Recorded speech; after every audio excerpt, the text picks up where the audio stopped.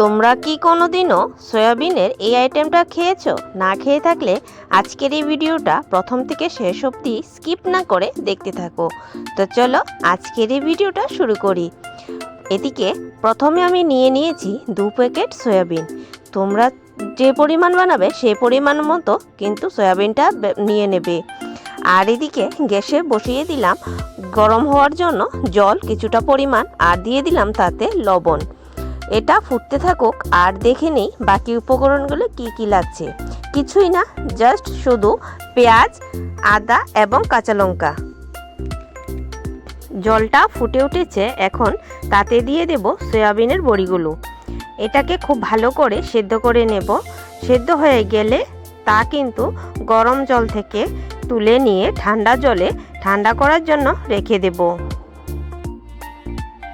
আমার ভিডিওগুলি যদি তোমাদের কাছে ভালো লেগে থাকে অবশ্যই কিন্তু আমার চ্যানেলটাকে সাবস্ক্রাইব করে দিয়ে পাশে থাকবে, আর পাশে থাকা বেল আইকনটাও কিন্তু ক্লিক করতে ভুলবে না। আর ভালো লাগছে কি না সেটাও কিন্তু কমেন্টে জানাতে একদমই ভুলবে না। আর লাইক তো অবশ্যই চাই, আর সবার কাছে শেয়ার করার জন্য, দেখা সুযোগ করে দেওয়ার জন্য কিন্তু শেয়ার বাটনটাও ক্লিক করে দেবে। এদিকে ঠান্ডা হওয়ার জন্য রেখে দিলাম, ঠান্ডা জলে ভিজিয়ে রেখে। আর এদিকে এখন কাঁচা লঙ্কাগুলিকে পুড়িয়ে নিচ্ছি। তোমরা যদি মনে করো যে কাঁচা লঙ্কাগুলি না পুড়ে তোমরা সেঁকে নেবে, তাও কিন্তু তোমরা করে নেবে।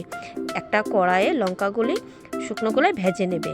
আর এদিকে পুড়িয়ে রাখা গরম গরম কাঁচা লঙ্কাগুলির উপর দিয়ে আমি পরিমাণ মতো লবণ দিয়ে দিচ্ছি, যাতে করে পরবর্তী সময়ে মাখার কোনো অসুবিধা না হয়।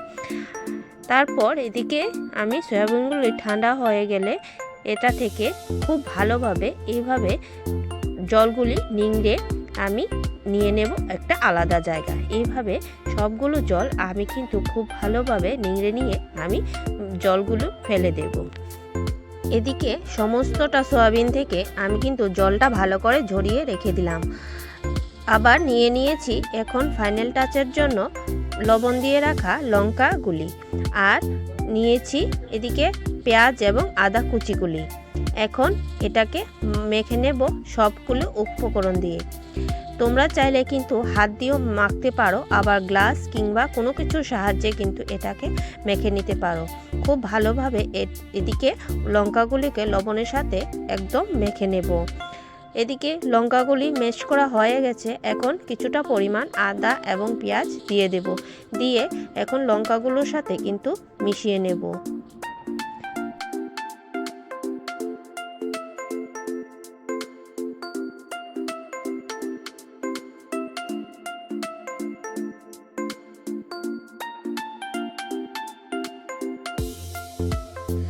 অর্ধেকটা পেঁয়াজ মাখা কমপ্লিট হয়ে গেলে এখন বাকি অর্ধেকগুলি আমি এটাতে দিয়ে এটাকেও ভালো করে আমি মিশিয়ে নেব।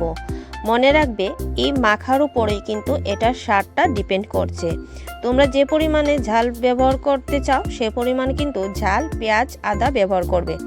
আর এখন এটাকেও কিন্তু ভালো করে মেখে নিয়েছি। এখন সমস্ত সয়াবিনগুলি এটাতে দিয়ে আমি হাতের সাহায্যে আমি কিন্তু এটাকে মেখে নেব।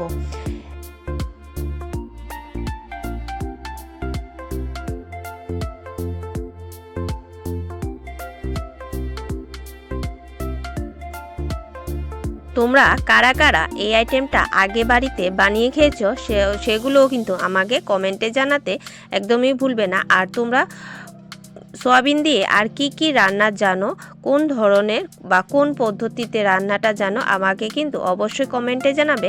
আমি সেগুলিও কিন্তু বাড়িতে করার চেষ্টা করব। এখন মাখা কমপ্লিট হয়ে গেছে, এখন একটি সার্ভিং বলে আমি কিন্তু সার্ভ করার জন্য নিয়ে নিচ্ছি।